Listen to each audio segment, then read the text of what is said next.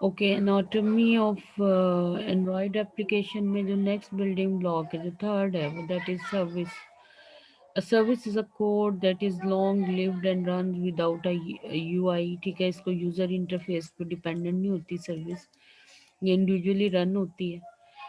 इसकी सबसे जो आसान एग्जांपल है वो मीडिया प्लेयर, जो सॉन्ग्स प्लेलिस्ट में होते हैं वो होते हैं. ठीक है, जो मीडिया प्लेयर की एप्लीकेशन होती है. तो इसके अलावा हमारे पास जो इसके अंदर ये होता है कि जैसे ही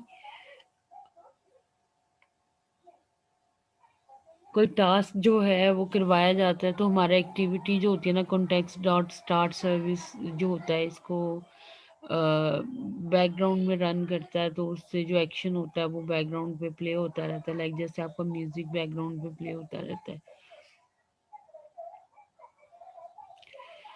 तो आप लोग जो है इसको सर्विसेज को यूज़ करते हैं जब एंड्रॉयड एप्लीकेशन को डेवलप करते हैं.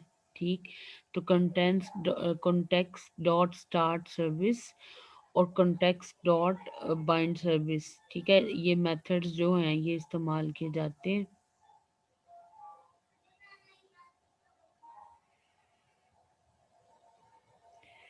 अच्छा, अब इसमें ये होता है कि ये जो सर्विसेज होती हैं इनके साथ हम कम्युनिकेट कर सकते हैं. ठीक है, अब किस तरह से इन सर्विसेज को यूज़ किया जाता है, लाइक जैसे अगर आप कोई चीज़ बनाना चाहते हैं, क्रिएट करना चाहते हैं, तो उसके लिए मेथड क्या बनाया होगा, क्रिएट.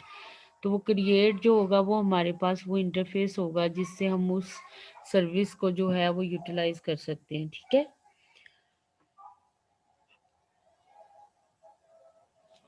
तो सर्विस हमारे पास एक मेन, जिसको कह लें कि वर्किंग, एक मेन वर्किंग मेथड है एंड्रॉयड एप्लीकेशन डेवलपमेंट में, जो यूआई बेस नहीं होता.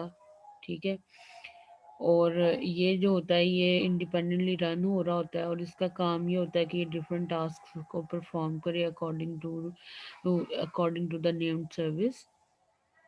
तो इसके अंदर ये एग्जांपल्स आप लोगों को यहाँ पे मिल गई कि कॉन्टेक्स्ट डॉट स्टार्ट सर्विस या कॉन्टेक्स्ट डॉट बाइंड सर्विस, इस तरह की सर्विसेज मेथड्स जो हैं वो इस्तेमाल किए जाते हैं. Content provider application can store their data in files and SQLite database.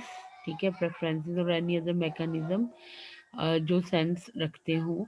A content provider, however, is useful if you want your application data to be shared with other applications. तो आपका content, अच्छा content होता क्या है, यानी mobile के अंदर जो आप ऐप बनाते हो उसमें जो भी चीज़ आप लगा रहे हैं ना, that is the content of that specific app. तो कंटेंट प्रोवाइडर का काम ये होता है कि इसने स्पेस देनी है जहाँ पे आप इस डाटा को मेंटेन कर सकें. ठीक है, और इसमें आपकी ये जो क्लास होती है ना कंटेंट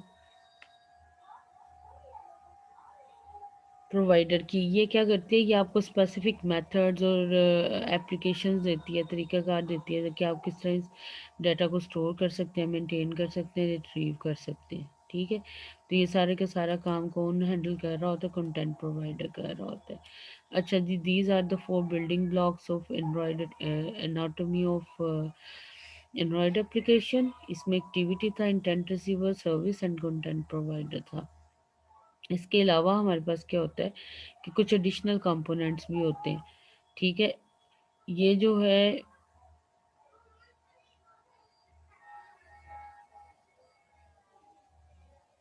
ये सारे एनाटॉमी के प्रोसेस को ही डिस्कस कर रहे हैं, लाइक जैसे फ्रेगमेंट्स होते हैं. ठीक है, तो ये किसी भी एक्टिविटी के अंदर एक छोटा सा पोर्शन जो यूज़र इंटरफेस को रिप्रेजेंट करे वो फ्रेगमेंट कहलाता है. व्यू जो है वो यूआई एलिमेंट्स हैं. ठीक है, लाइक जैसे बटन्स हो गए, फ्रेम हो गया, ये तमाम चीज़ें. लेआउट क्या होता है, hierarchies that control screen format and appear of the views, or फिर intents message wiring components together, or resources external elements such as string constant and drawing pictures, manifest configuration file for the application.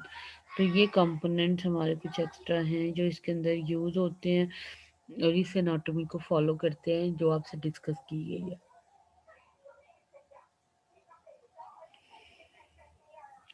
तो अगर इसमें Curie कोई हुई तो वो आप पूछ लीजिएगा, ठीक है, टिल सैटरडे नाइट। तो आप लोगों को फिर मैं वो सारा एक्सप्लेन कर दूंगी। अभी तक यहाँ तक एनाटॉमी और ये बड़ा इम्पोर्टेंट है, इसको अच्छे तरीके से कीजिएगा।